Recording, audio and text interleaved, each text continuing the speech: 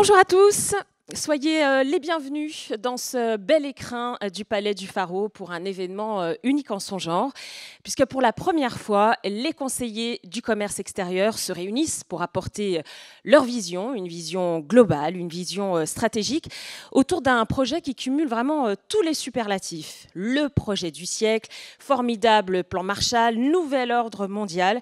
Et ce projet, eh bien, ce sont les nouvelles routes de la soie, la fameuse Belt and Road Initiative, BRI, lancée en 2013 au Kazakhstan et qu'on appelle aussi One Belt, One Road. Alors, que penser de ce projet sans équivalent, sans précédent, même dans l'histoire de l'humanité ? Est-ce qu'il faut s'en réjouir? Est-ce qu'il faut en avoir peur? Comment se positionner sur ce nouvel échiquier économique mondial?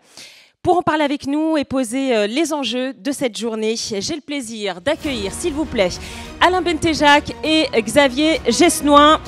Merci de me rejoindre sur scène. À gauche, à droite, c'est comme vous voulez. Alors Alain Bentejac, c'est le président national des conseillers du commerce extérieur de la France. C'est celui qui a orchestré ce forum également. Et Xavier Gesnoin, eh bien, c'est celui qui l'a composé. Lui aussi, il est président des CCE, mais niveau de la région Provence-Alpes-Côte d'Azur et Corse. Alors bienvenue à tous les deux. Bonjour Alain, bonjour Xavier.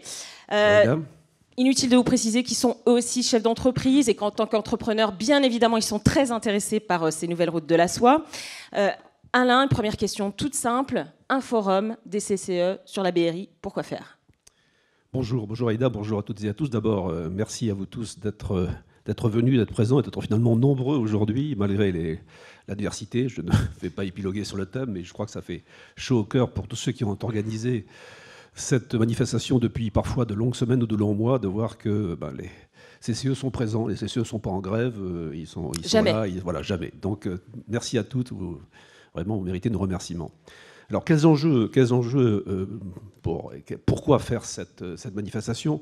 Nouvelle route de la soie, en fait, c'est un thème qui est apparu maintenant il y a 5-6 ans et dont on parle beaucoup. Et effectivement, il y a eu beaucoup de colloques, beaucoup d'articles, beaucoup de déclarations là-dessus. Mais ce qui m'a toujours frappé, personnellement, c'est que finalement, ce thème était assez mal connu et était aussi un thème qui donnait lieu parfois à des positions polémiques assez rapides. Des fantasmes aussi, parfois. Des fantasmes aussi, certainement, oui, absolument. Mal connu, parce qu'au fond, c'est vrai que c'est une initiative un peu complexe, très difficile à comprendre, multiforme. Il y a de multiples routes, leur itinéraire n'est pas toujours très clair. Le nombre de pays concernés a beaucoup varié, ou varie, change beaucoup.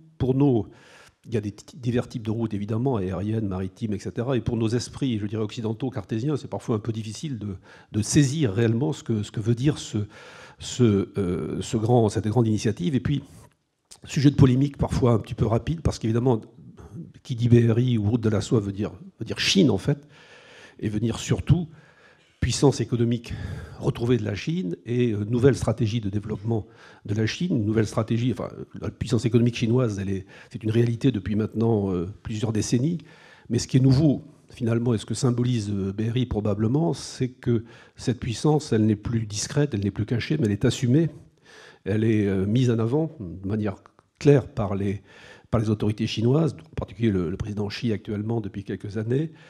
Et évidemment, tout cela crée beaucoup de polémiques, beaucoup de positions a priori.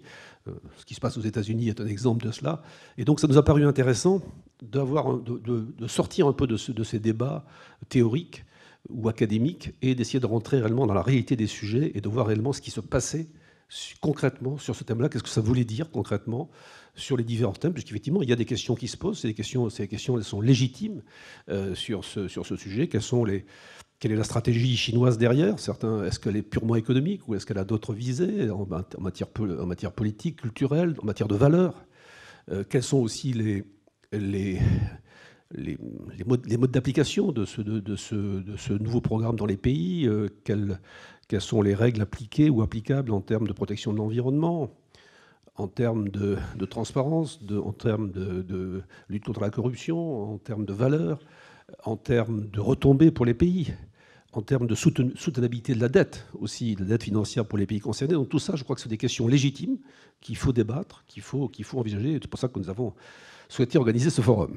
Alors, le sujet est très vaste, comme vous l'avez entendu, mais ce forum, Xavier, c'est vraiment la vision des CCE, mais j'ai une question peut-être de béotienne. Pourquoi est-ce que vous l'avez organisé à Marseille? Je dis, bien sûr, le lieu est magnifique, exceptionnel, même pour ne pas heurter les sensibilités ici, mais pourquoi est-ce que vous avez choisi Marseille pour en parler, en fait? Alors déjà, on s'est battu. Bonjour à tous, tout d'abord. On s'est battu pour, en effet, que ce forum BRI ait lieu à Marseille. On s'est battu contre Paris et contre Lyon. Contre vents et marées. Désolé pour mes chers amis lyonnais. Mais une chose est sûre, c'est que Marseille était quelque part une évidence, pour une seule unique raison. C'est qu'en effet, Marseille, c'est quand même le plus grand port européen, que tourner vers la mer, tourner vers l'Afrique, tourner vers un certain nombre, la Méditerranée d'une manière générale, et Marseille est sur les routes de la soie, donc c'était pour nous une évidence que ce forum ait lieu à Marseille. Si on parle maintenant d'enjeux, précisément, d'enjeux pour les CCE, pour les pouvoirs publics, c'est quoi pour vous les enjeux aujourd'hui? Un premier point, et je laisserai ensuite Alain répondre de la suite, mais une chose qui était importante pour nous dans ce forum, c'est d'apporter la vision des CCE. Oui. Aujourd'hui, sur des débats économiques internationaux, les enjeux sont essentiels, et donc il nous a semblé hyper important de donner la vision des CCE.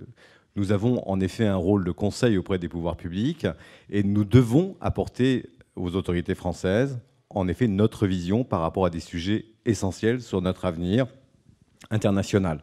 Et c'est pourquoi, en effet, on a mis en baseline, vous l'avez d'ailleurs en grand sur la scène. On ne peut pas le rater. Hein. Ouais, c'est difficile de le rater, je suis désolé. C'est effectivement d'avoir la vision des CCE. Je pense que c'est un passage essentiel aujourd'hui dans notre stratégie d'une manière globale. Alain, pour rebondir sur ce que vient de dire Xavier, cette vision, cette stratégie, elle s'adresse aussi au pouvoir public? Oui, bien sûr, mais effectivement, c'est apporter, comme le disait justement Xavier, il parle toujours très justement, d'apporter la vision des CCE. Et la vision des CCE, c'est quoi? C'est la vision d'hommes et de femmes de terrain qui sont présents, 4400 membres, qui sont présents dans toutes les régions, dans 140 pays, et qui se confrontent concrètement au business et qui voient réellement dans les différentes zones géographiques ce qui se passe, quelles sont les initiatives chinoises, les opportunités éventuelles. Éventuellement, c'est tout un débat aussi que nous tout avons à fait. à Mais on va y répondre, ne vous inquiétez pas. Et j'ai trouvé que c'était intéressant de croiser cette vision de terrain avec la vision d'experts, la vision d'académiques, puisqu'il y aura évidemment des grands experts qui vont intervenir, de grands intervenants, de grands spécialistes de ces questions, et croiser les deux visions, la vision terrain et la vision plus générale, nous a paru intéressant. D'ailleurs, c'est quelque chose qui n'est pas nouveau pour les CCE, puisque nous avons, depuis maintenant plusieurs années, 4 ou 5 années, lancé une initiative qui s'appelle la Chine hors les murs. Tout à fait. Et pour laquelle plusieurs CCE, depuis très longtemps, écrivent régulièrement des articles sur justement cette présence chinoise à l'extérieur des murs de la Chine, ou au-delà du grand mur en quelque sorte. Et donc ça, c'est des recueils d'ailleurs remarquables. Il y en aura un qui sera d'ailleurs diffusé à cette époque-là. Et donc c'est une réflexion de long terme que nous allons compléter au cours de cette journée. Puis un autre enjeu, pour les entreprises, pour nos entreprises, ce que nous aimerions pouvoir déceler, justement, c'est un peu ce que vous disiez, Aïda, c'est que, essayer de répondre à la question, finalement, est-ce que ce programme, il est réservé uniquement, il est uniquement chinois, ou est-ce qu'il y a aussi des opportunités pour des entreprises non chinoises, et en particulier pour des entreprises françaises? Donc je crois que évidemment, ça nous intéresse en termes de business, et c'est une question auquel on essaiera de répondre également. Alors justement, qu'est-ce que vous attendez de cette journée dans un forum idéal? Qu'est-ce que vous aimeriez apprendre finalement sur ces nouvelles routes de la soie ce soir à 18h? Qu'est-ce que vous aimeriez avoir appris? La question s'adresse à tous les deux. La question s'adresse à nous deux. Non, je crois que dans les différents ateliers qui auront lieu et ce matin et cet après-midi, ce matin ce sont des ateliers géographiques, cet après-midi ce sont des ateliers transversaux. On va y revenir. On va y revenir, mais il va en ressortir un certain nombre d'idées fortes. Ces idées fortes vous seront restituées lors de la plénière de fin d'après-midi, mais on va justement avoir dans ces idées, je pense, des axes essentiels concernant ces nouvelles routes de la soie. Et c'est vraiment là l'objectif de cette journée. On se réunit tous ensemble, tous les CCE ensemble, justement pour apporter de vraies idées sur la BRI. Oui, je crois qu'effectivement, idéalement, ce que nous aimerions avoir à la fin de la journée, comme take-away, comme diraient les anglo-saxons, c'est d'abord des idées pour faire des recommandations au pouvoir public sur comment traiter la question des routes de la soie et comment dialoguer avec les autorités chinoises, puisqu'il y a un dialogue avec les autorités chinoises. Le président Macron était en Chine il y a quelques semaines. On notera d'ailleurs qu'il y était accompagné d'un ministre allemand et d'un commissaire européen. Donc ça veut dire que cette vision de recommandation au pouvoir public, dans ce cas-là, comme souvent d'ailleurs, elle n'est pas seulement française, mais elle doit être aussi européenne, puisque c'est évidemment à l'échelle européenne qu'on peut espérer dialoguer dans des conditions de relatif équilibre avec une puissance comme la Chine. Donc essayer de trouver quelques recommandations simples que nous pourrions mettre en avant auprès des pouvoirs publics dans ce dialogue, qui doit être un dialogue ouvert, mais à mon avis aussi un dialogue ferme et sans concession aussi. Donc je pense que c'est sans langue de bois. Sans langue de bois, ce qui parfois est difficile des deux côtés pour les deux parties. Mais bon, et puis j'aimerais aussi évidemment qu'on puisse en tirer des recommandations pour les entreprises, ou peut-être pas des recommandations, ce serait peut-être un peu prétentieux, mais en tout cas des éléments qui puissent orienter leur stratégie, puisqu'effectivement, leur stratégie internationale des entreprises, de toute façon, aujourd'hui, elle est confrontée forcément à la place des entreprises chinoises dans le monde entier. Moi, je le vois dans mon business, chacun le voit dans le sien. Et donc, si on peut apporter quelques éclairages qui permettent d'essayer d'orienter un peu ces stratégies, je crois que là aussi, nous aurions fait quelque chose d'utile. J'espère que nous ferons quelque chose d'utile. On est là pour ça en même temps. Donc, voilà. Alors, avant de vous quitter, Xavier, vous pouvez nous dire un mot justement sur cette journée, comment ça va se passer, parce que vous avez conçu le programme avec vos équipes, bien sûr, mais comment ça va se passer, quel est le programme, qui vous avez invité, quelles sont les interventions aujourd'hui ? Alors, la journée se divise en 4 parties. La première qui est là maintenant, où dans cette première plénière, on s'intéressera à la fois à la vision des CCE, mais on s'intéressera aussi au dessous des cartes des nouvelles routes de la soie. Ensuite, il y aura les ateliers géographiques ce matin, donc jusqu'à 12h30. Ensuite, je vous rassure, il y aura un cocktail déjeunatoire. Et ensuite, l'après-midi, en début d'après-midi, il y aura les ateliers transversaux. Ensuite, on se retrouvera ici pour, en effet, avoir un autre sujet qui est important, c'est France-Chine, un jeu de regard, et avec des intervenants, des experts qui viendront, en effet, et ce matin et cet après-midi, mais également, bien évidemment, des CCE, puisque c'est aussi eux qui ont cet œil essentiel sur le sujet d'aujourd'hui. Très bien. Écoutez, je vous remercie. Alain, je vous retrouve tout à l'heure, un peu plus tard. Parfait, merci à tous les deux, en tout cas, pour cette introduction au sujet. Et donc, parmi les personnalités dont parlait à l'instant Xavier, parmi les personnalités qui vont prendre la parole au cours de cette journée, on va accueillir tout de suite un homme made in Marseille. Il a tracé sa route dans le prêt-à-porter avant de porter aujourd'hui la parole du maire de Marseille. J'ai nommé David Parakian, adjoint en charge de l'économie et des relations avec le monde de l'entreprise et son développement, bien sûr. Bienvenue à vous, Didier Parakian. Vous avez votre entreprise, elle est allée jusqu'en Chine, donc vous connaissez bien le sujet. Mais les liens de Marseille avec la Chine, ils sont extrêmement forts et surtout, ils ne datent pas d'hier. Effectivement, bonjour à tous, bienvenue ici à Marseille. Vous êtes des guerriers, les CCEF, puisque vous êtes venus, vous êtes tous là. Et au nom du maire de Marseille, je voudrais vraiment vous remercier. Bienvenue dans ce magnifique palais du Pharo, qui est un des fleurons pour accueillir les congrès et les grands événements, et surtout pour accueillir les grandes personnalités dont vous êtes. Vous êtes ici, chez vous. Alors, messieurs les présidents, mon cher Alain Bentejac et Xavier Genoin, je voudrais vous faire une confidence. Effectivement, avant d'être élu à la ville de Marseille, en tant qu'adjoint au maire en charge de l'économie, j'ai été pendant de longues années un entrepreneur dans la mode, et mon entreprise rayonnait à l'international. Et c'est à ce titre que pendant 10 ans, j'ai eu le privilège de faire partie de la grande famille des conseillers du commerce extérieur. Et d'ailleurs, j'en profite pour saluer les régionaux de l'étape, mes past présidents, Jean-Pierre Barade, Guy Chambon, que j'ai vu ici, Alain Messonnier, le nouveau président André Durbec, sans oublier Christian Pelcuer qui nous a quittés bien trop tôt, malheureusement hier. Et de là où il est aujourd'hui, je suis certain qu'il serait très fier de voir que vous êtes tous ici aujourd'hui à Marseille. Alors, les CCEF, vous m'avez appris l'humilité et l'écoute. Mais aussi, vous m'avez appris la détermination et l'action. Vous m'avez appris à aimer les Chinois. Et c'est vrai que pour travailler avec les Chinois, il faut les aimer. Il faut aimer les relations humaines. Il faut savoir jouer collectif. C'est ce que nous faisons à Marseille. Il faut prendre son temps. Et si Jean-Claude Gaudin, maire de Marseille, était là aujourd'hui, lui, l'ancien professeur d'histoire, il vous parlerait peut-être de cet ancien ministre du général de Gaulle, Alain Peyrefitte. En 1973, il avait écrit « Quand la Chine s'éveillera, le monde tremblera ». Bien ici, à Marseille, nous nous sommes réveillés en 1987. En 1987, c'est déjà il y a plus de 30 ans, lorsque Marseille a été la première ville de France à signer un accord de coopération avec Shanghai. Depuis, nos relations avec cette belle ville n'ont cessé de s'amplifier. Nous avons reçu, il y a 4 ans, le président de l'Assemblée nationale de Chine, Wu Bangzhou. Nous avons reçu, il y a 2 ans, le Premier ministre chinois. Et nous avons reçu, il y a 1 an et demi, pour fêter justement le 30e anniversaire de notre jumelage, le nouveau maire de Shanghai. Et chaque année, ici, à Marseille, nous accueillons une trentaine de délégations chinoises à qui nous, bien volontiers, nous déroulons le tapis rouge.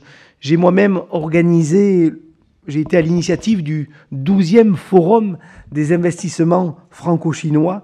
Oui, beaucoup d'entreprises chinoises, une trentaine, sont installées sur notre territoire. Je pense par exemple au groupe Weichai qui a racheté les moteurs Baudouin. Je pense à Watch Data. Je pense aussi au groupe, à l'armateur chinois Cosco. Je pense aussi à cette entreprise Wiko. Et j'en profite pour saluer mon ami Eliseni qui travaille avec cette belle entreprise CMA-CGM qui sont aussi au fait de ces échanges ici à Marseille, 3e armateur mondial entre la Chine et notre ville. Et puis il y a 1 an, nous avons été en compétition pour accueillir une grande entreprise chinoise dans la silice, c'est le groupe Keshen. Nous étions en compétition avec plus de 26 villes à travers l'Europe. Et puis nous nous sommes retrouvés en finale avec Rotterdam. Et puis comme je vous le disais, ici sur le territoire, nous jouons collectif. Et c'est ici qu'ils ont décidé d'investir plus de 150 millions d'euros et de créer près de 150 emplois. Et j'en profite pour remercier notre ami Bruno Lefibure qui fait partie de cette grande famille des CCE qui a été à l'origine et qui a été un véritable facilitateur. Merci, mon cher Bruno. Vous devez savoir, à Marseille, il y a plus de 5000 étudiants chinois qui étudient dans la plus grande université francophone du monde. Nous avons près de 80 000 touristes chinois qui viennent chaque année découvrir les beautés de la Provence et de Marseille. Et le cinéma n'est pas en reste, puisque l'année dernière, une grande série qui s'appelle Family on the Go a été tournée ici à Marseille et qui a été vue par près de 200 millions de téléspectateurs chinois. Et j'ai même appris que le livre d'Alexandre Dumas, Le Comte de Monte Cristo, enfermé pas très loin d'ici, du côté du château d'If, est sur la table de tous les jeunes enfants chinois, sur la table de chevet. C'est dire comme Marseille inspire la Chine, elle inspire même le grand groupe, ce géant du net Alibaba. Nous sommes la seule ville en France à avoir signé un accord business-friendly avec M. Jack Ma. Vous l'avez compris, les nouvelles routes de la soie passent naturellement et nécessairement par Marseille, parce que Marseille, et vous l'avez dit, est à une position géographique stratégique entre l'Europe, entre l'Afrique et avec l'Asie, et parce que notre grand port maritime a signé un accord de coopération avec le grand port de Shanghai, parce que Marseille est devenu un véritable hub du digital. Et Martine Vassal, la présidente du département et la présidente de ma métropole, qui est venue vous saluer ce matin, vous en a parlé. Nous avons la chance d'être un territoire béni des dieux. C'est près de 14 câbles sous-marins qui partent des États-Unis, mais qui partent surtout de la mer de Chine et qui arrivent ici, sur nos plages du Prado, et faisant de nous un hub du digital. Tous les data centers du monde entier veulent mettre leurs data, leurs données. C'est le nouvel or noir ici à Marseille. C'est comme ça que les grands groupes internationaux mettent leurs données ici, chez nous. Vous savez, je pourrais vous parler aussi de ce que Marseille fait en termes de grands projets d'envergure avec la Chine. Hier, nous inaugurions un grand centre de commerce de grossistes chinois. On appelle le MIF 68. MIF comme Marseille International Fashion. C'est plus de 80 grossistes chinois qui se sont réunis à l'entrée de la ville. Demain, nous pensons ici construire une maison de la Chine et pourquoi pas une Chinatown. Nous y travaillons, comme nous travaillons aussi à la mise en place d'une ligne aérienne entre Marseille et Shanghai, entre Marseille et Pékin. Tout ça, nous le faisons car nous avons des accords privilégiés avec l'Empire du Milieu. Nous avons ouvert un showroom Provence à Hangzhou. Hangzhou, c'est justement la ville d'Alibaba en coopération, en collaboration avec Alibaba. Nous avons participé à un salon très important, celui des produits importés. J'ai eu le privilège de rencontrer Xi Jinping avec mon ami Jean-Pierre Raffarin. Et Xi Jinping nous disait « Notre pays vous accueille et c'est le moment d'investir ». C'est ce que nous avons fait. C'est un immense marché de 1,3 milliard d'habitants. C'est une formidable opportunité pour nos entreprises. Et ce qui montre, là encore, qu'entre la Chine et Marseille, c'est une relation de respect mutuel, de coopération, d'échanges fructueux et de partenariat gagnant-gagnant. C'est comme cela que nous nous engageons ici à Marseille sur les nouvelles routes de la soie pour aller plus loin, pour aller plus vite, pour continuer une coopération à armes égales dans un intérêt commun. Le succès de nos entreprises, c'est le succès de tout un territoire. Je voudrais vous remercier à nouveau d'avoir choisi notre belle ville de Marseille pour organiser ce forum. Merci à tous et je voudrais faire un petit clin d'œil à 2 gazelles CCEF marseillaises, mon amie Anne-Martel Raison. Elles ont levé la main. Elles sont là. Bonjour mesdames. Bonjour mesdames et bienvenue à tous et bon congrès. Merci beaucoup. C'est moi qui vous remercie, Didier Parakian. C'était un plaisir de vous avoir ce matin. Et c'est vrai qu'on a bien fait de venir à Marseille chez vous donc pour évoquer ces nouvelles routes de la soie. Alors lui, malheureusement, il n'a pas pu faire le déplacement, mais on m'a dit dans l'oreillette qu'il aurait bien voulu, notre secrétaire d'État chargé du commerce extérieur, du tourisme et de la francophonie, Jean-Baptiste Lemoyne aurait bien voulu être parmi nous. Pourtant, mais au pouvoir de la technologie, il a enregistré pour vous un message. Regardez. Cher Président Mortejac, chers amis, j'aurais souhaité être parmi vous ce soir, 19 décembre, à Marseille. Parce que c'est vous, ce sont les CCEF, et vous le savez, je l'ai dit à plusieurs reprises, une tendresse particulière pour votre engagement, pour les lumières que vous apportez au pouvoir public en matière de commerce, d'export, d'attractivité. Et j'étais d'ailleurs, il y a 2 jours, à Madrid, aux côtés de votre président en Espagne, pour mettre en avant les VIE à l'occasion d'un Grand Prix. Et je sais combien vous faites vivre aussi eh bien, cette promotion des VIE.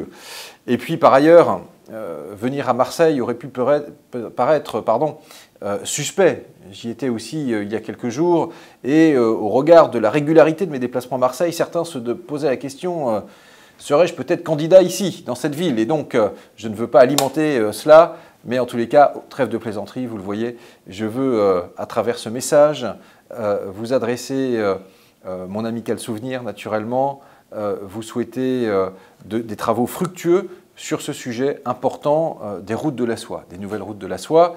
La connectivité, elle est au cœur des enjeux entre la France, la Chine, entre l'Union européenne, l'Asie. Nous l'avons d'ailleurs évoqué de façon très approfondie à Madrid, lundi, à l'occasion de la réunion de l'ASEM, l'Asia Europe Meeting, qui réunissait les ministres des Affaires étrangères de 53 pays d'Europe et d'Asie. Après, cette connectivité, elle doit se faire en étant responsable, soutenable, en respectant un certain nombre de normes environnementales, sociales. C'est ce que l'ASEM a inscrit dans son communiqué. C'est le message que le président de la République porte et a porté auprès du président Xi s'agissant des nouvelles routes de la soie, dont nous souhaitons qu'elles soient dans les deux sens et qu'elles soient mutuellement profitables. Je crois que c'est cette notion aussi de réciprocité qui est très importante, que nous devons continuer à développer. Les peuples, sinon, ne souscriront pas à la mondialisation. Il faut que tout le monde puisse y trouver son compte, et je suis très heureux que vous puissiez travailler d'arrache-pied sur ce sujet-là à l'occasion de votre session, et je serais très curieux de pouvoir prendre connaissance de vos conclusions, de vos remarques, de vos suggestions. C'est là le rôle qui est le vôtre, de pouvoir conseiller les pouvoirs publics, encore une fois. Je ne vais pas être beaucoup plus long, mais surtout, vous souhaitez encore une fois un travail qui sera utile au pays, utile aux entreprises. Marseille est une de ces grandes villes-ports qui, justement, irrigue le monde à travers toutes les lignes qui partent de là, toutes les connexions qui s'y font. C'est donc un joli symbole. Et puis, je ne voudrais pas vous quitter sans vous souhaiter de très belles fêtes de fin d'année à chacune et à chacun. Et je vous dis à très vite, dès le mois de janvier 2020, soit dans nos régions, soit dans les pays dans lesquels vous êtes vous-même installés pour défendre cette diplomatie économique française tricolore auquel vous contribuez tant et auquel vous faites honneur. Je vous remercie. Alors, vous l'avez entendu, Jean-Baptiste Lemoine compte sur vous et surtout sur vos travaux.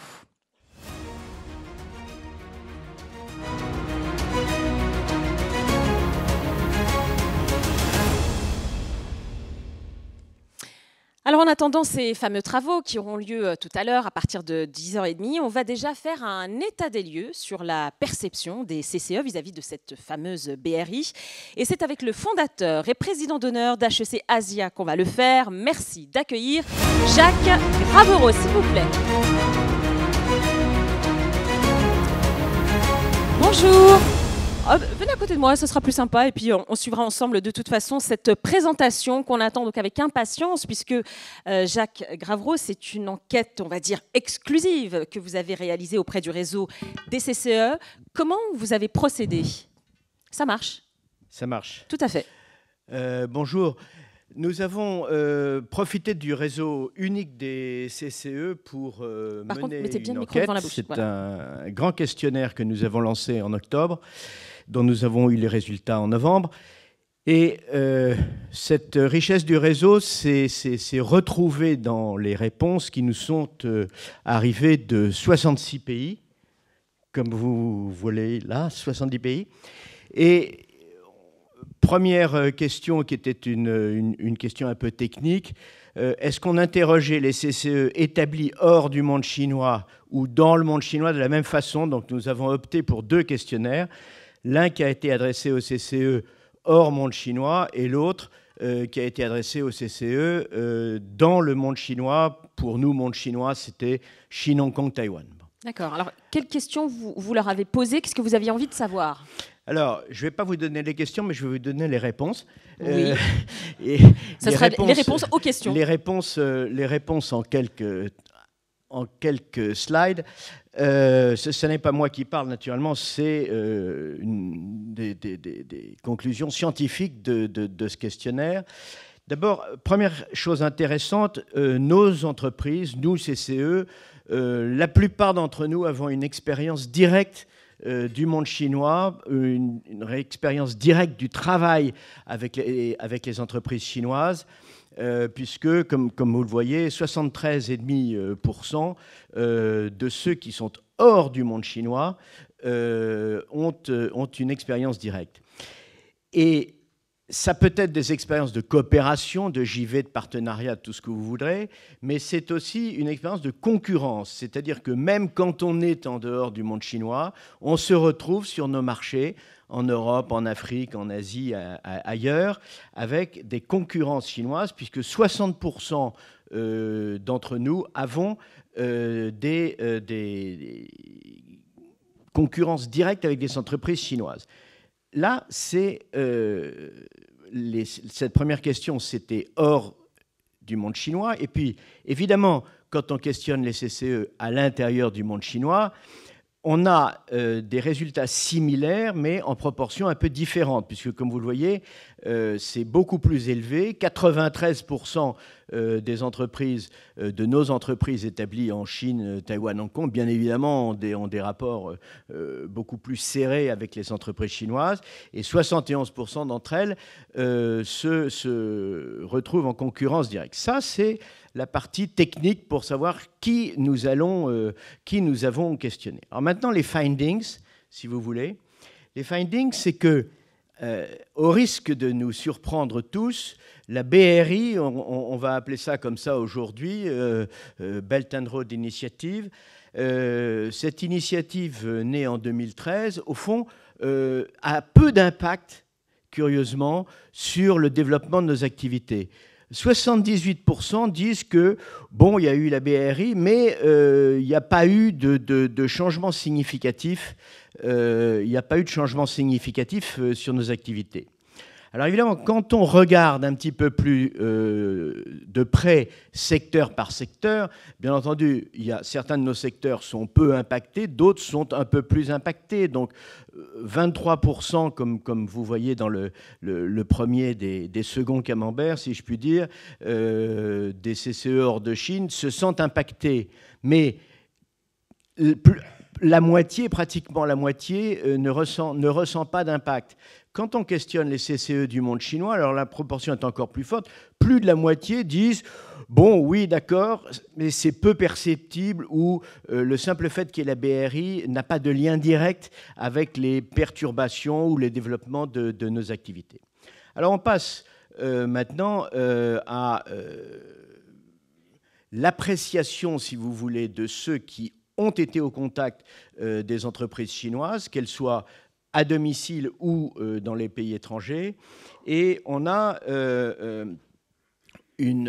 cette expansion internationale, pour nous, CCE, est ressentie de façon duale, si vous voulez. Premièrement, il s'agit de la montée en puissance normale d'un nouveau géant économique.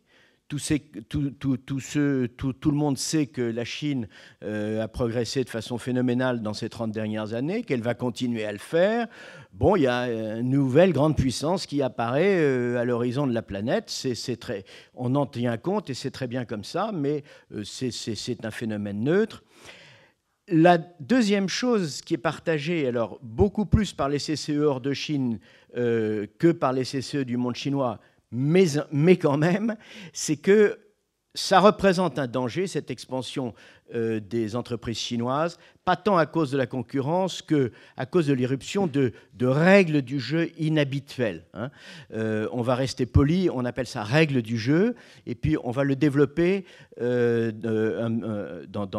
quelques instants, parce que là, on est encore dans la partie de questions fermées, et puis on avait toute une partie de questions ouvertes. Alors, on demande aux gens qu'est-ce qui a changé ou va changer avec l'expansion mondiale des entreprises chinoises pour vos affaires. Ce qui vient en premier, c'est la question du financement. Financement, accès au financement, irruption des banques chinoises, des prêts souvent non performants, etc., faits dans un certain nombre de pays en développement, etc. La deuxième chose qui apparaît clairement, c'est les transferts de technologie, pour le meilleur et pour le pire, si vous voulez, la demande express de transfert de technologie, qui est un point d'achoppement important et croissant dans les relations internationales en ce moment. La troisième chose qui arrive, et je me limiterai à ces trois-là, vous aurez tout le détail naturellement dans le dossier qu'on va vous remettre, c'est les pratiques commerciales. Et nous allons y revenir, si vous voulez, dans les slides suivants. Quand on demande aux CCE des différents secteurs, qu'est-ce qui les frappe le plus dans la montée en puissance de la Chine, c'est que la Chine dévoile petit à petit des atouts considérables, modernes, qui en font des concurrents redoutables, mais pas pour le pire, mais pour le meilleur cette fois-ci, car la Chine a su développer des secteurs de pointe, et quand on demande aux questionnés, ils vont répondre, dans les infrastructures, la construction et le BTP. Alors on le voit sur le terrain, tant et plus, quand on voit les autoroutes, les chemins de fer, etc., un peu partout. Et 2, dans les hautes technologies, c'est-à-dire intelligence artificielle, télécom, 5G, etc., etc., sans compter tout ce qui va être inclus, qui est déjà inclus dans le plan Made in China 2025, c'est-à-dire les puces, etc., etc. Et puis, un peu moins mentionné, à tort ou à raison, mais c'est une enquête, des atouts dans le domaine de la logistique et des transports, dans le domaine de l'énergie, de l'automobile, vous voyez, qui ne vient qu'en 5e position, alors que des bons esprits auraient pu penser le contraire, minerais, etc., etc. Et, pardon de vous couper, mais ça, c'est valable pour ceux qui sont hors zone chinoise, c'est valable pour tout le monde. C'est valable pour tout le monde, ça. D'accord. Ça, c'est valable pour tout le monde. Ok.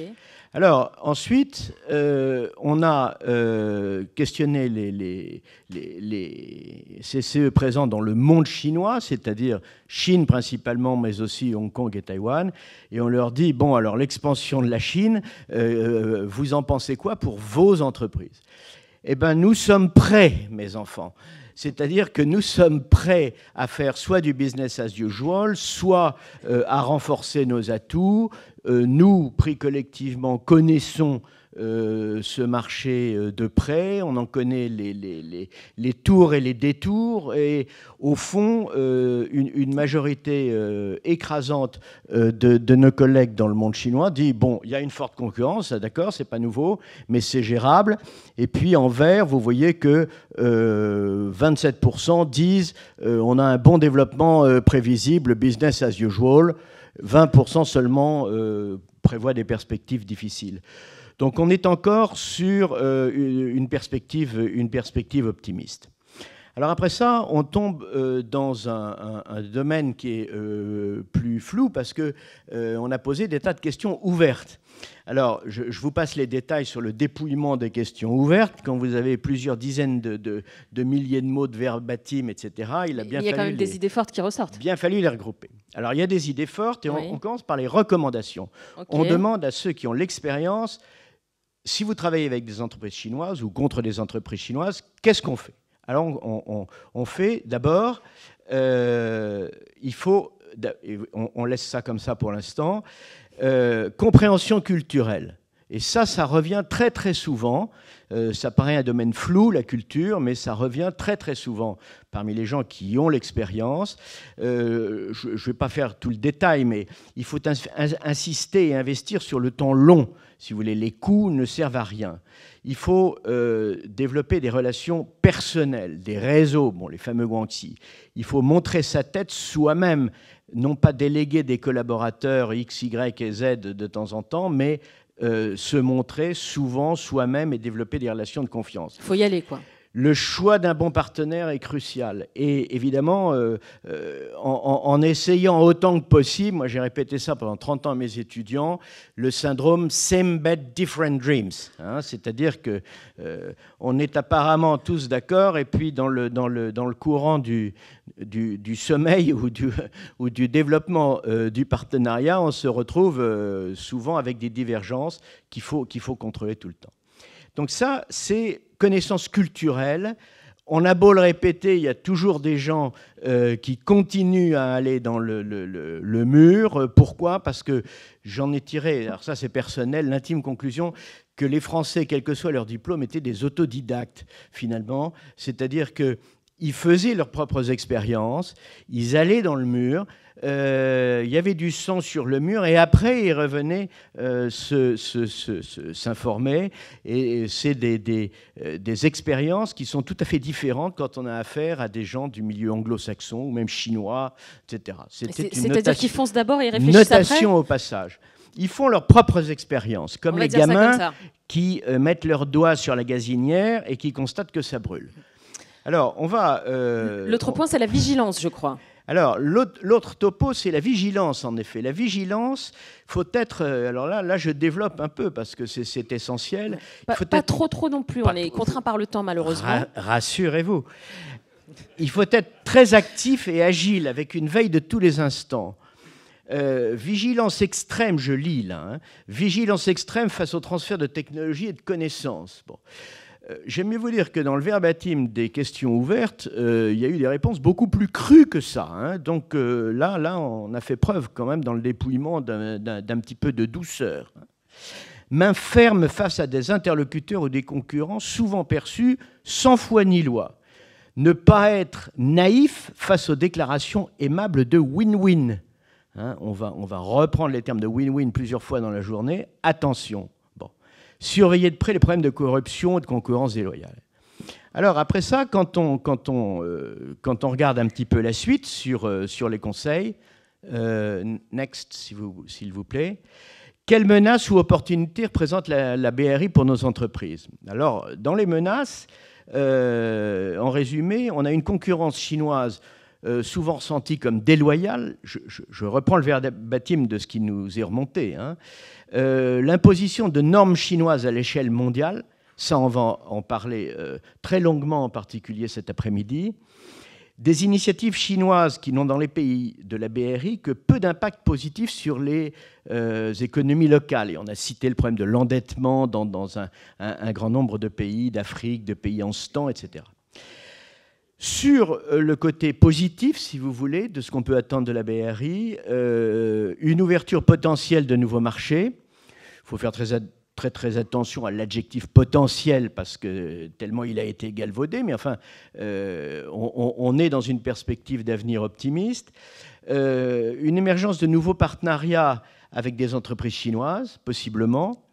Et ce qui est ressenti comme positif, c'est que les Chinois construisent en masse des infrastructures un peu partout et que c'est des infrastructures utiles. Les routes, le ferroviaire, le portuaire, etc., c'est des infrastructures utiles. Alors, je vois qu'on m'a sucré C'est-à-dire que c'est votre conclusion, là, maintenant? Alors, c'est pas tout à fait ma conclusion, parce que... Là, tout de suite, parce qu'on n'a plus beaucoup de temps, malheureusement. Parce que certains se sont permis de jouer avec mes slides. Mais on les aura tous, vous inquiétez pas, Jacques Gravreau, on vous a pas coupé le sifflet, tout va bien. Il n'y a que des amis dans la salle. Il y avait, si vous voulez, dans le verbatim plus général, on a demandé aux gens un commentaire libre, si vous voulez, sur les relations avec les Chinois. Et j'en retire, alors de mémoire, puisqu'il n'y a pas de slide, 4 éléments. Mais vous connaissez votre sujet, Jacques Gravreau. Le premier, c'est qu'on demande à nos autorités, qu'elles soient à l'échelon français ou à l'échelon européen, d'avoir une vraie politique Chine qu'on n'a pas ressentie très clairement jusqu'à maintenant. Nous pouvons, nous, agir à notre niveau, mais il faut que ce soit encadré de façon plus stricte. La deuxième chose, c'est qu'il faut être ferme. Il ne faut pas se laisser ramollir par les déclarations lénifiantes. Les problèmes d'accès au marché, les problèmes de réciprocité sont essentiels. Il y a eu des phrases un peu méchantes que j'ai édulcorées singulièrement dans mon verbatim, qui est se méfier des amis de la Chine qui tiennent un discours d'agent d'influence qui ne vient que polluer le débat. Bon. Troisième élément, il n'y en a que 4 et puis j'ai fini. Troisième élément, nos entreprises sont une alternative, possiblement, au moment où la guerre commerciale entre les États-Unis et la Chine ne donne pas de signe de s'éteindre de sitôt. Il va y avoir une guerre commerciale prolongée dans les années qui viennent. Là, nous avons une carte à jouer. Nous sommes, nous, des gens stables. Nous avons un dirigeant jusqu'à présent stable. Je pense à Trump, je pense... Bon. Et donc là, il y a une véritable, si vous voulez, non seulement image, mais compétence à faire jouer. Et quatrièmement, et last but not least, il y a encore des grandes parties inexplorées dans l'univers chinois pour nos entreprises. On a cité les provinces de l'intérieur, on a cité des nouveaux types de partenariats, etc. Et pour le reste, vous pourrez lire l'enquête détaillée. Tout à fait. Rassurez-vous, comme dirait notre ami Jacques Gravreau, vous aurez tout donc par écrit sur ces résultats de cette enquête. Avant de vous quitter, Jacques Gravreau, j'aimerais qu'on accueille Pedro Novo. Il est le directeur export chez BPI France. Et il a soutenu de manière tout à fait remarquable cette enquête des CCE. Bonjour à vous et bienvenue. Quels enseignements avez-vous installez-vous, je vous prie. Quels enseignements vous avez tirés de cette enquête détaillée par notre ami Jacques Gravreau? Alors beaucoup d'enseignements, et je ne pensais pas apprendre qu'en mettant le doigt sur la gazinière, nous allions nous brûler les doigts. Et en même temps, la deuxième chose que j'ai appris, c'est qu'il y a une version bêta qui existe, qui visiblement est assez riche. J'en ai vraiment envie de la découvrir, surtout sans filtre.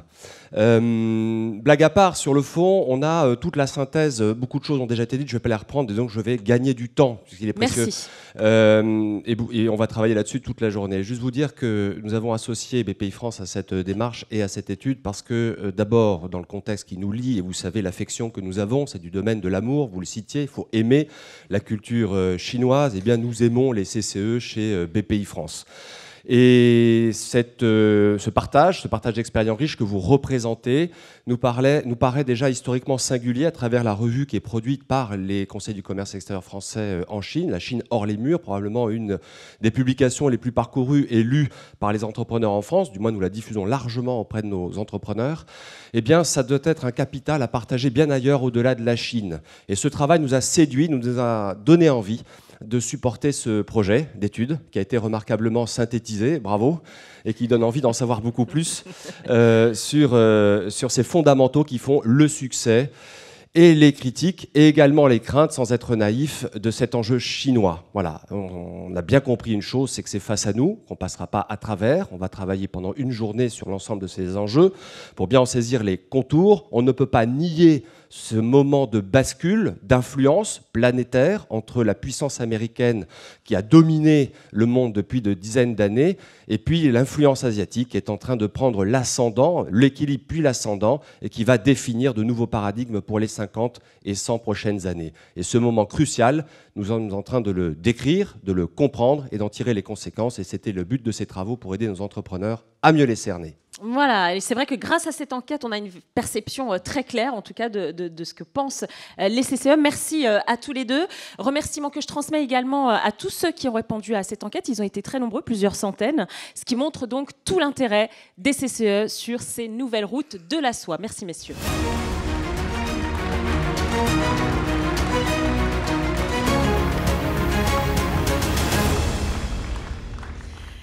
Alors maintenant qu'on a évoqué ces perceptions des uns et des autres, on va s'intéresser à l'analyse très concrète de la situation avec deux des plus grands spécialistes des questions économiques, stratégiques, géopolitiques. Merci d'accueillir Thomas Gomard et Paul Seabright, s'il vous plaît. Le premier est directeur de l'IFRI, Institut français des relations internationales, et le second est économiste de formation. Il dirige l'Institute for Advanced Study in Toulouse, un institut de recherche qui regroupe vraiment plusieurs disciplines, historiens, politologues, sociologues. Les présentations sont faites, messieurs. Bonjour, bienvenue. On va échanger pendant une demi-heure à peu près, et puis on a réservé un temps d'échange avec vous, donc gardez bien vos questions. On vous donnera la parole tout à l'heure. Ma première question, elle s'adresse à tous les deux. Elle est plutôt simple, en fait. Pourquoi la Chine a-t-elle lancé cette BRI? Question à 10 millièmes. Bonjour à tous. Je constate qu'à chaque fois que je lance ça, je ne vois pas la salle. Je vois uniquement le présentateur. Donc, je vais essayer avec les questions ensuite de discerner. Oui, de toute façon, lumière. Voilà, c'est beaucoup mieux. C'est plus agréable, c'est vrai. Voilà, c'est vrai. Comme ça, on parle à des visages. Merci infiniment. Écoutez, je pense que, vous l'avez rappelé, il y a un double discours dans le lancement à Astana et à Jakarta. Et en fait, le projet est d'emblée un projet terrestre et maritime. Et je pense que c'est cette double dimension qu'il faut avoir à l'esprit. C'est un projet global, en réalité. Et plus on avance depuis 2013, plus on se rend compte de son caractère évolutif, à la fois en termes géographiques et puis en termes sectoriels. Pour dire les choses rapidement, aujourd'hui, la BRI concerne tous les pays, sauf les États-Unis. Et pour dire aussi les choses rapidement, c'est que ça concerne les infrastructures, qu'elles soient ferroviaires, portuaires, aéroportuaires, mais de plus en plus, ça a été souligné déjà dans les premières restitutions, une dimension immatérielle de standards, de normes.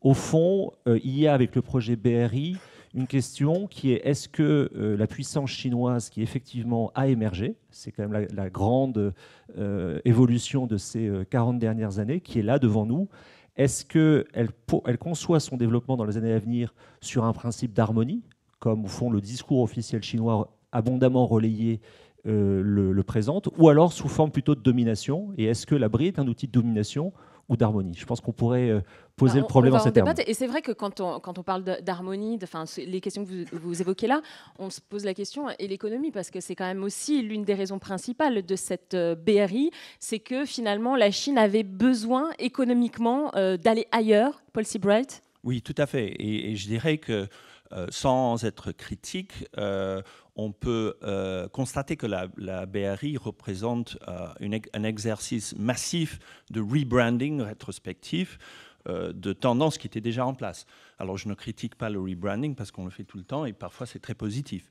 Mais on peut faire le constat que en 2005 à peu près, la Chine avait un taux d'épargne net, et ça veut dire après l'amortissement du capital, d'environ 35%, qui était vraiment très très loin au-delà de tous les autres pays. Maintenant, c'est descendu plutôt vers 25% net. Mais on peut comparer un taux d'épargne net des États-Unis qui est à 3% à peu près, et même la Corée est en baisse jusqu'à 12%. Donc il y avait toutes ces ressources en Chine qui avaient besoin de trouver des investissements rentables. Il y avait, comme dans tous les pays, des rendements décroissants dans les pays, dans les régions de la Chine. C'était de plus en plus difficile. On peut bétonner des centaines de kilomètres autour de Shanghai, mais jusqu'à un certain point, et on revient assez rapidement. On constate que les projets sont de plus en plus difficiles à trouver. Donc il était normal que la Chine essaye de trouver des bons projets d'investissement en dehors de ses frontières.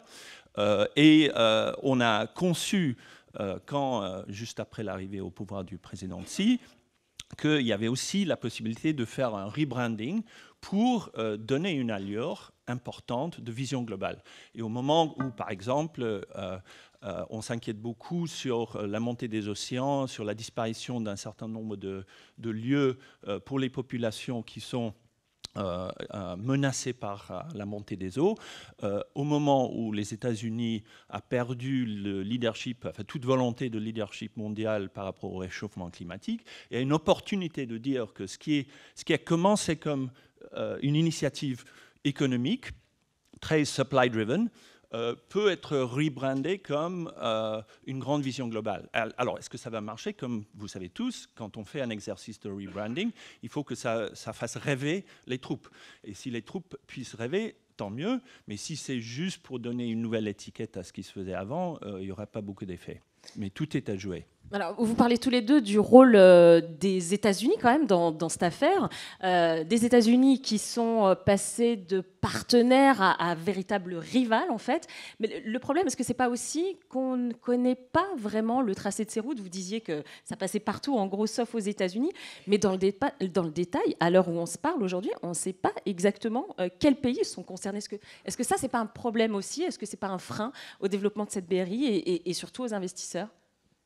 Je crois que c'est volontaire, c'est-à-dire que c'est un process, comme je le disais, évolutif, et le but, c'est que chacun y prenne ce qu'il souhaite. C'est un formidable succès en termes de soft power, les routes de la soie, parce que ça date de 2013 et c'est dans toutes les têtes désormais. La preuve aujourd'hui. Et en ce sens, c'est rabâché. Chacun y apporte ce qu'il souhaite ou y trouve ce qu'il veut. Alors sur les États-Unis, en réalité, ce que pose la question que pose BRI, c'est la question fondamentale des relations à venir entre États-Unis, Chine et Europe, et dans une moindre mesure Russie et Inde. Et là, évidemment, c'est là qu'il y a un coup d'opportunité effectivement très bien joué par la Chine, c'est-à-dire que la Chine apparaît aujourd'hui comme la puissance qui défend la mondialisation économique. Et que les États-Unis apparaissent comme le pays qui construisent des murs. Quand la Chine, au fond, propose de la connectivité, l'administration Trump construit des murs entre le Mexique et les États-Unis. Donc en termes de symbolique, il y a là un effet produit tout à fait à l'avantage des Chinois. Maintenant, la question que ça pose, c'est est-ce qu'on est face à quelque chose qui est uniquement du registre déclaratoire? La réponse est plutôt non, parce que ça correspond quand même à 1000 milliards d'investissements dans 130 pays aujourd'hui, donc ce n'est pas du tout négatif.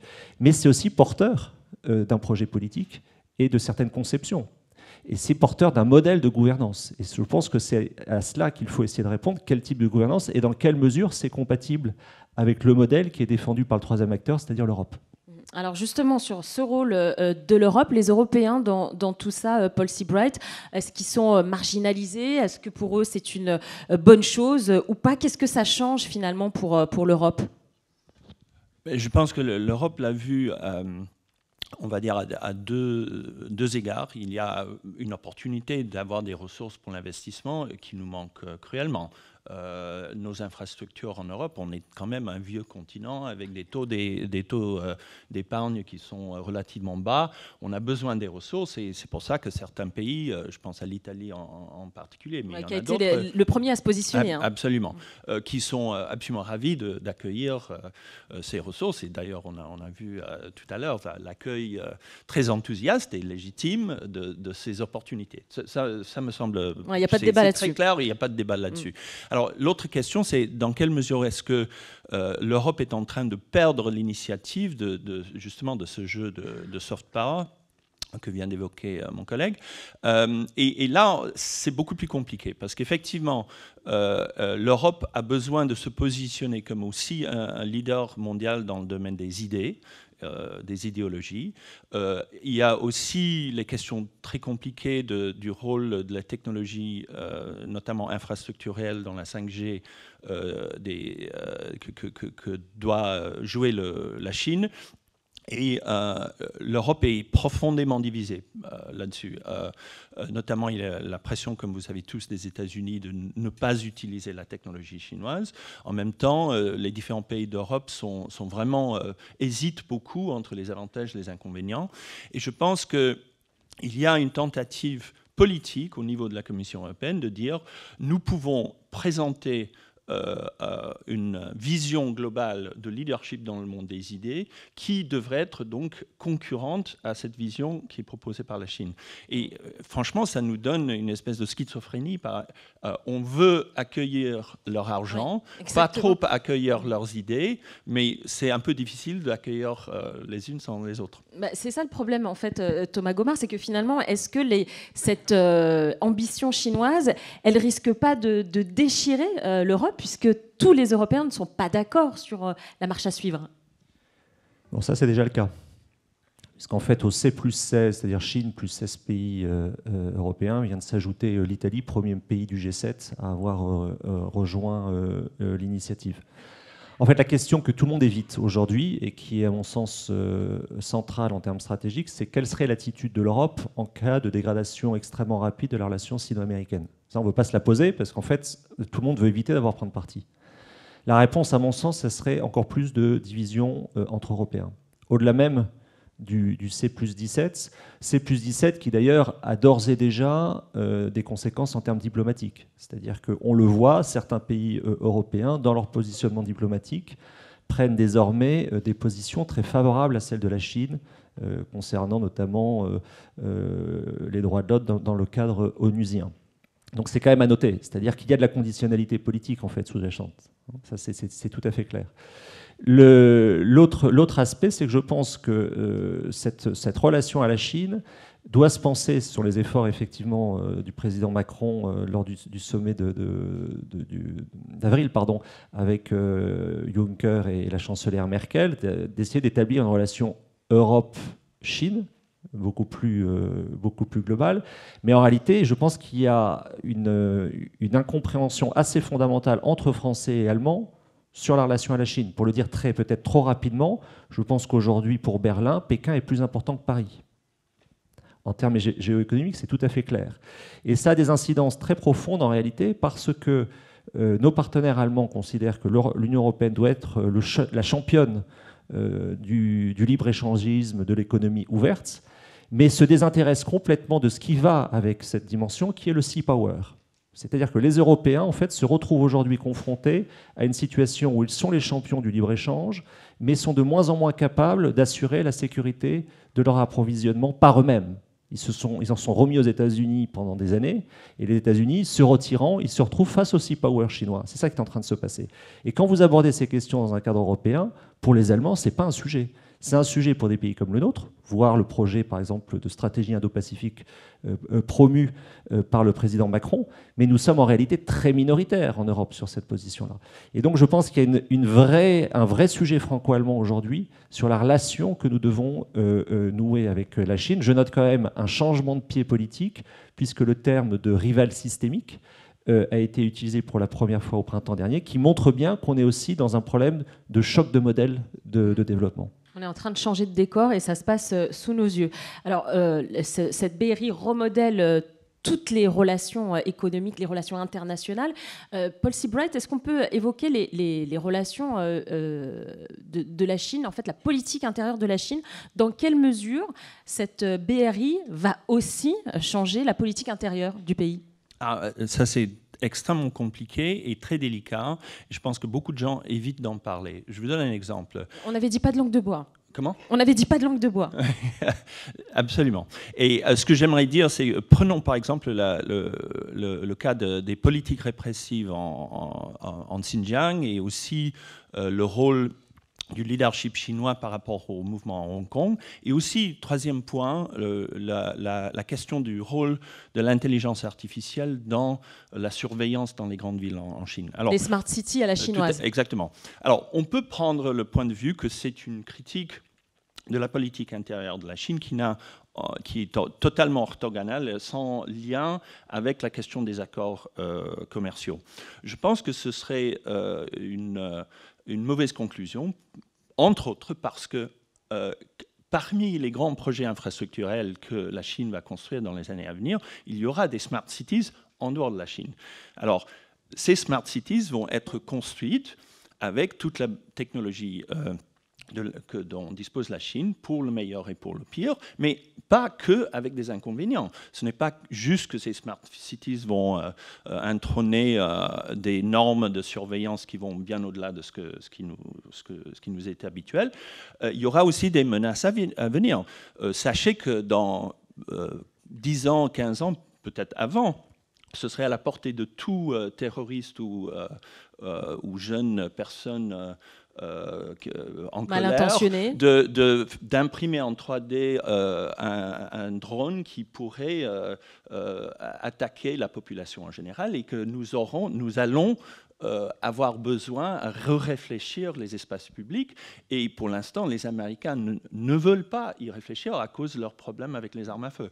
Alors que la Chine est en train de réfléchir et je pense que nous ne pouvons pas ne pas nous poser la question de comment on va construire les frontières de l'acceptabilité de la vie dans les grandes villes dans l'avenir. Et seule la Chine est en train de le faire. Si nous ne réfléchissons pas là-dessus, soit parce qu'on ne veut pas offusquer les Chinois par rapport à leur politique intérieure, soit parce qu'on veut séparer les domaines du commerce des domaines de la politique, je pense que nous allons être confrontés à des difficultés majeures. Mais c'est une guerre, en fait, ce qu'il décrit là, sauf qu'elle n'est pas militaire. Ça, elle est cyberguerre. C'est un affrontement qui a différentes formes. Non, parce que le terme de guerre est très connoté dans le principe, dans le temps et dans l'espace. Donc je pense qu'il faut faire aussi très attention sur les mots qu'on utilise. Mais le cyber est une menace, on peut au moins dire ça. Pour aller plus loin, enfin, dans le sens que vient d'indiquer Paul, je partage entièrement ce qu'il vient de dire. L'aspect Smart City est un aspect extrêmement important parce que dans le concept chinois, c'est Smart and Safe City. C'est-à-dire qu'en fait, ce qui est vendu avec la Smart City, ce n'est pas seulement la maximisation des flux énergétiques, des transports, etc. C'est le contrôle des foules. Et donc, c'est un projet politique derrière la ville. Et c'est un projet politique clé en main, en particulier destiné à des pays africains qui trouvent ça très bien. Bon. Donc là, il y a un sujet absolument majeur et qui renvoie à la question centrale qui est celle que vous avez formulée sur qu'est-ce que ça veut dire pour le pouvoir chinois, ce projet BRI. Ça veut dire deux choses. D'abord, nous sommes en Chine aujourd'hui dans une phase de culte de la personnalisation grandissant. Et j'invite tout le monde à lire, après avoir lu le petit livre rouge du président Mao, à lire le grand livre blanc du président Xi, ce que j'ai fait, ce que je vous encourage tous à faire parce que c'est très très éloquent. C'est-à-dire c'est-à-dire qu'il n'y a pas un discours qui ne mentionne pas deux choses. L'aspect séculaire de la culture chinoise, donc le temps long, ça a été rappelé par Jacques Gravron. C'est-à-dire que ça permet aux Chinois de rappeler aux Européens qu'au fond, à l'échelle du temps, ce sont des arrivistes. Et puis également les humiliations subies au cours du 19e siècle, et donc de laver ce siècle d'humiliation. Ce qui concerne tous les pays occidentaux, la Russie incluse d'ailleurs. Je pense que nos amis russes devraient aussi relire ça attentivement. Donc ça, c'est le premier aspect. Et le deuxième aspect, c'est que on voit la Chine comme une puissance émergente, on voit la Chine comme la puissance qui sera au sommet du capitalisme mondial en 2049, c'est du moins l'ambition affichée. On voit moins que ce ne sera pas la Chine qui sera au sommet du capitalisme mondial, mais ce sera le Parti communiste chinois. Paradoxe historique fascinant, c'est-à-dire qu'au fond on a un modèle capitaliste qui, on en pense qu'on en veut dans ses excès, dans ses dérives, repose globalement sur la séparation des pouvoirs, et on va vers un modèle capitaliste, vers une fusion des pouvoirs extrêmement centrée dans les mains du Parti communiste chinois, dont l'ambition ultime est de se maintenir envers et contre tout, et le projet BRI participe de cette ambition. Mais justement, est-ce que cette mondialisation à la chinoise, Paul Seabright, elle ne pouvait ou elle ne peut fonctionner qu'avec un régime autoritaire comme le régime chinois? Non, je ne pense pas. Je pense que c'est la tendance probable, mais pas inévitable. Pourquoi? Il y a plusieurs dimensions de l'autoritarisme chinois. Il y a la dimension qui vient d'être évoquée sur le contrôle des populations dans les villes, et la question, est-ce qu'il y a un moyen de rendre les villes plus sûres et des espaces plus en sécurité pour les populations, sans que les autorités politiques puissent contrôler tous les détails de la vie des uns et des autres. Et ce qu'on voit au Xinjiang, ce n'est pas juste l'application de l'intelligence artificielle à la surveillance des populations, parce qu'après tout, ce n'est pas des algorithmes qui décident que, par exemple, faire la prière à la mosquée est un comportement suspect. C'est des êtres humains qui décident ça, et on peut y envisager des systèmes où on est beaucoup plus tolérant de la prière à la mosquée, même en utilisant les algorithmes pour essayer de contrôler d'autres aspects du comportement suspect. Deuxième point, c'est qu'il y a un autre aspect totalement différent, c'est la question de comment faire tourner le pouvoir. Et ça, c'est indépendant. La question du contrôle des populations. Et la Chine a un vrai problème maintenant, c'est qu'il n'y a pas de moyen de faire partir à la retraite des gens seniors sans qu'ils aient de la vraie crainte pour leur vie. Parce qu'il faut le dire, le président Xi a fait énormément d'ennemis avec sa croisade contre la corruption. Et j'imagine que même si c'était quelqu'un qui n'avait pas envie d'être président à vie, il doit se poser la question, où est-ce que je pourrais passer ma retraite en paix sans vraiment regarder derrière mon épaule à tout moment. Et la Chine a vraiment besoin, quoi qu'il arrive, de trouver, surtout avec le vieillissement des populations, de trouver un moyen de faire tourner le pouvoir. Et je pense que ça, c'est un problème auquel la Chine sera confrontée, quoi qu'il arrive. Que la Chine reste centralisée, que ce soit le Parti communiste chinois, il y aura des problèmes, même au cœur de ce modèle, de le faire fonctionner. On va arriver au terme de nos échanges, mais j'aimerais conclure avec vous, Thomas Gomin, puisque vous avez publié un formidable livre, L'affolement du monde, qui a été prix du livre géopolitique de l'année, et où la Chine, évidemment, elle occupe une place importante dans cet affolement du monde. Est-ce qu'on peut prévoir à quoi va ressembler ce nouvel ordre mondial? Est-ce qu'il faut s'en inquiéter? Bon, il ne faut pas s'en inquiéter, parce que quand on regarde les choses historiquement, on a connu des situations aussi bien plus difficile d'une certaine manière. Donc la peur n'évite pas le danger d'une manière générale. C'est sûr. Donc il faut, on l'a dit plusieurs fois, la Chine est là, les États-Unis sont là, la Russie est là, il faut faire avec. Et il faut se développer sans chercher, à mon avis, à convertir les gens.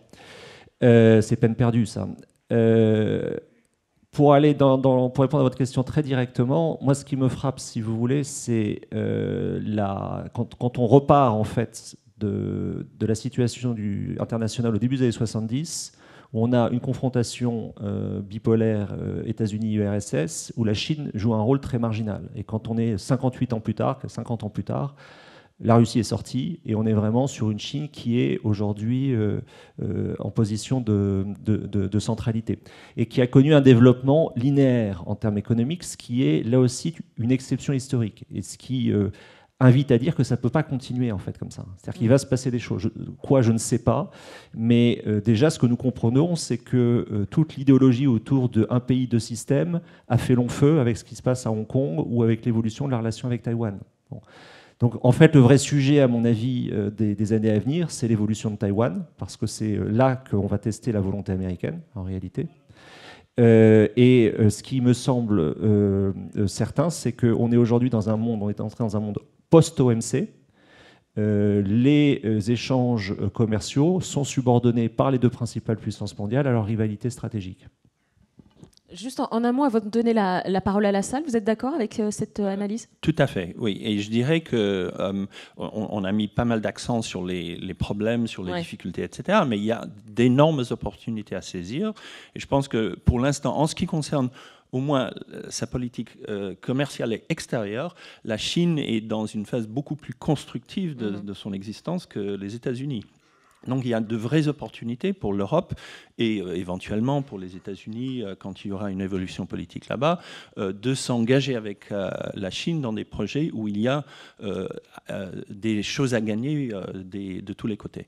Forcément, mais comme dirait mon ami Jacques Gravreau, ne soyons pas naïfs. Alors, maintenant qu'on a dressé ce panneau avec vous, ce tableau avec vous, on va vous donner la parole pendant quelques minutes. Nous avons 2 hôtesses avec des micros qui sont parmi vous. Je vous demanderai juste de lever la main, vous manifester et puis de vous présenter avant de poser votre question. Bonjour monsieur, c'est à vous. Bonjour, Michel Bogier, président de la Commission Asie-Pacifique. Je pose la première question parce que les organisateurs avaient peur qu'il y ait un blanc et donc on Mais a dit, non, Michel, jamais. Vas-y, jamais. Pose la question. En plus, vous donnez les coulisses de l'événement. Mais je suis ravi de la poser parce que face à des spécialistes de ce calibre. Alors j'ai une question qui vraiment me travaille depuis de nombreux mois. Alors allez-y. Quand on lit dans la presse, et je vais citer 2 articles, un article sur l'évolution du RMB, le fait que c'est rentré au droit de tirage spécial, le fait que maintenant certaines cotations en bourse à la bourse de Hong Kong de fonds chinois sont autorisées, le développement du Panda Bond en Europe et le Crédit Agricole qui a souscrit. Et puis je vois cet article en disant attention, le RMB va nous bouffer. Et hier, il y avait un autre article qui m'a interpellé, c'était le lancement du 2e porte-avions chinois. Attention, la Chine a un 2e porte-avions. Et quand je lis tous ces articles écrits par des éminents spécialistes, on voit que leur territoire, leur terrain sur lequel ils écrivent, c'est le terrain des États-Unis. Et je parle d'écrivains français. On est tellement formaté par les États-Unis. Est-ce qu'on oublie le pouvoir de l'US dollar?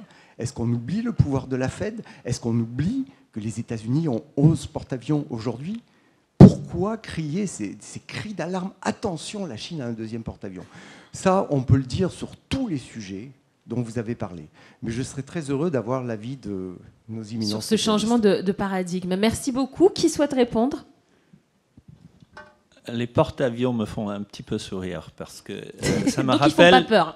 Ça me rappelle l'histoire du grand amiral et eunuque Zhang He, qui était le grand représentant du soft power chinois au XVe siècle, au début du XVe siècle.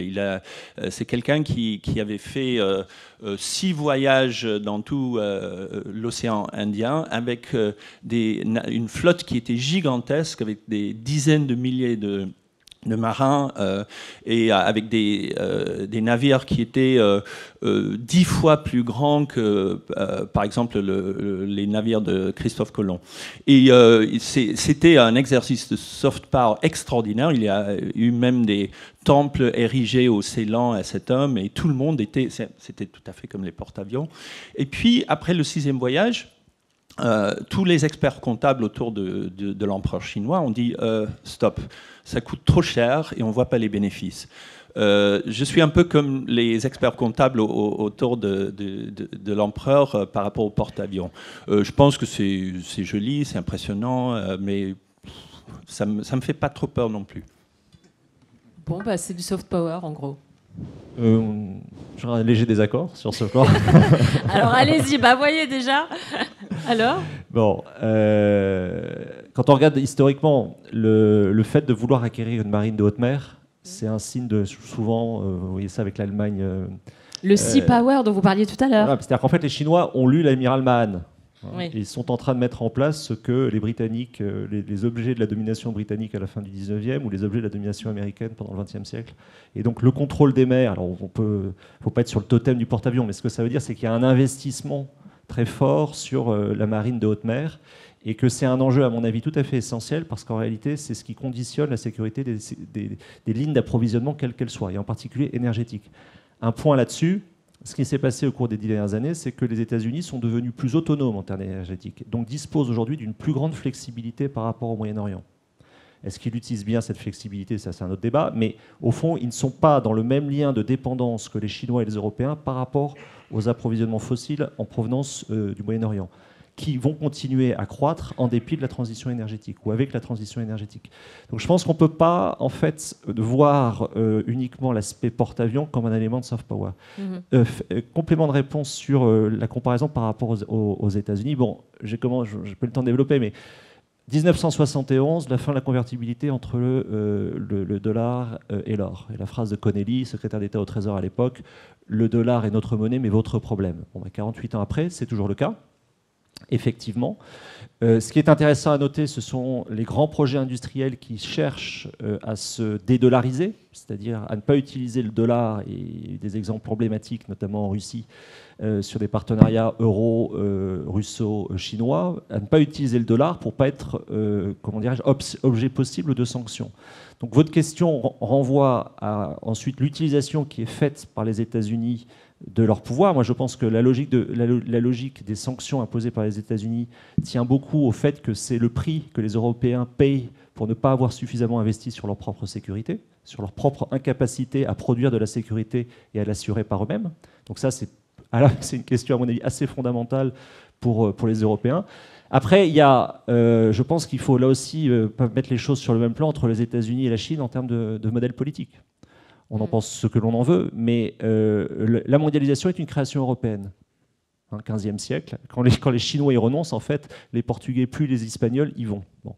Donc ces créations, c'est un concept fondamentalement européen. Les États-Unis sont une création européenne et que la relation transatlantique, si on la prend dans le temps long, c'est 17, c'est 44, c'est la guerre froide, c'est l'intensité de cette relation transatlantique. Et donc je pense qu'elle est aussi basée sur...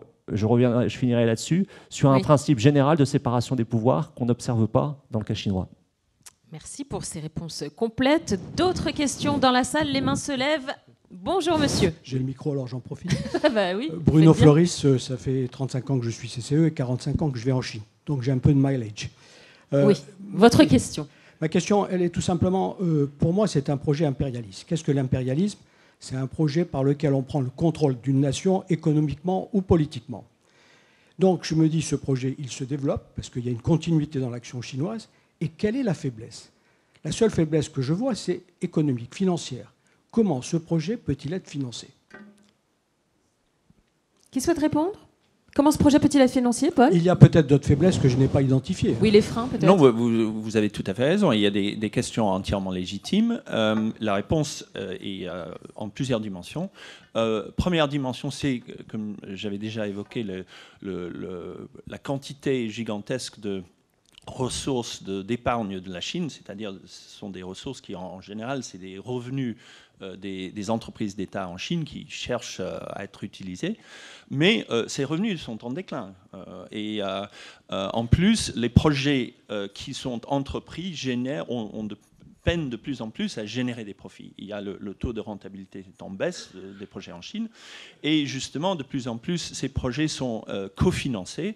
Je pense en particulier à des projets au Pakistan, dans le secteur des infrastructures, où il y avait un accord où le Pakistan devait couvrir les coûts de fonctionnement de ces entreprises, et ont eu beaucoup de mal pour des raisons politiques, parce que ça demande justement de faire monter les tarifs aux consommateurs, ce que le Pakistan ne sait pas c'est capable pas de open faire. bar non plus, quoi. Donc effectivement, les questions que vous posez sont tout à fait légitimes. Et c'est pour cela qu'il faut rester mesuré par rapport à l'enthousiasme qu'on va avoir. Et je pense que cet enthousiasme, vous avez parlé tout à l'heure de ce plus grand projet dans l'histoire de l'humanité, là je pense que vous vous laissez emporter un petit peu par le marketing. On pose les termes du débat. Oui, mais ce marketing est destiné justement à renforcer la confiance des investisseurs pour financer le projet. Mais si la confiance n'est pas fondée, il n'y aura pas d'investissement. Une autre question. Bonjour monsieur. Oui. Christian Vicenti. Allez-y. Alors, allez-y monsieur, allez-y. Allez-y, on a encore le temps pour 3 questions maximum. Okay. Allez-y. Christian Vicenti, route de la soie, Chine, Russie, Ukraine, au ministère de l'économie à Paris. J'ai juste une petite remarque, si vous permettez, Thomas Gomard, par rapport à votre appréciation sur le fait de savoir si on connaît bien ou pas suffisamment bien les projets BRI. En réalité, l'information existe. Elle existe. Le problème, c'est qu'il faut aller la chercher dans des bases de données qui sont souvent, même en totalité américaines, ce qui prouve que les Américains vont au renseignement, eux. Mais évidemment, dans certains cas, ce sont des informations payantes. Et il faut savoir actuellement qu'il y a à peu près, on pense qu'à peu près globalement, il y a 3000 projets BRI ou hors BRI sur lesquels la Chine est engagée ou finance directement. Sur ces 3000 projets, on peut estimer que la valeur des projets, pas simplement les investissements au sens anglo-saxon FDI, c'est plus de 3000 milliards de dollars, voire même plus. Et là-dedans, nous avons à peu près, stricto sensu, aux environs de 800 projets pour à peu près plus ou moins 2000 milliards de dollars. Donc l'information existe. On peut en discuter, ça fera peut-être l'objet de débat. Venez dans les prochains ateliers, avec plaisir. Je suis sur l'Eurasie et sur le financement. Avec grand plaisir, on se parlera tout à l'heure alors. Mais peut-être pour répondre brièvement, parce qu'on a encore pas mal de questions, est-ce que ce n'est pas aussi des projets qui sont en évolution, en perpétuelle évolution, et que c'est pour ça aussi peut-être qu'on ne peut pas donner une photographie précise à l'instant T? Absolument. Moi, les chiffres que j'ai donnés, cher Christian, c'était ceux de l'American Enterprise Institute. Voilà. Bien sûr, mais voilà, dans le cadre de cette présentation, vous m'excuserez si je n'ai pas été dans le détail qui est le vôtre. Bon, ok pour la bataille de chiffres. On va prendre une autre question. Monsieur, bonjour. Oui, bonjour, Michel Picot, CCE 92. Je voulais savoir si ce projet ne peut pas être un peu perturbé par les problèmes qui attendent la Chine en termes de restructuration de sa dette intérieure, de financement de ses systèmes de retraite qui sont devant elle, qui devraient se croître dans les années 2020 et suivantes, et donc lui enlever une partie de sa force de frappe financière pour financer le BRI et autres projets militaires. Sujet ô combien d'actualité. C'est vrai que ça rejoint un petit peu les freins qu'on évoquait tout à l'heure de cette BRI. Qu'est-ce qui peut stopper ça ? C'est inévitable, c'est ce qui s'est passé à tous les pays, à l'Europe, aux États-Unis, au Japon, à la Corée du Sud. Plus récemment, j'avais évoqué le fait que la Corée avait en l'an 2000 un taux d'épargne net de 35%, c'est descendu en dessous de 15% maintenant. C'est la conséquence inévitable du vieillissement des populations. C'est la vie, quoi.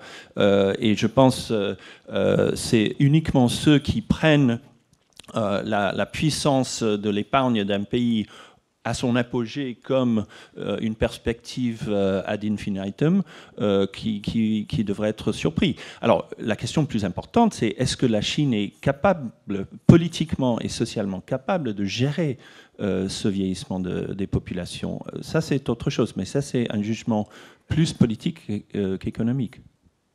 Et on le voit très bien en ce moment. Une dernière question, puisque vous allez justement vous retrouver dans les ateliers.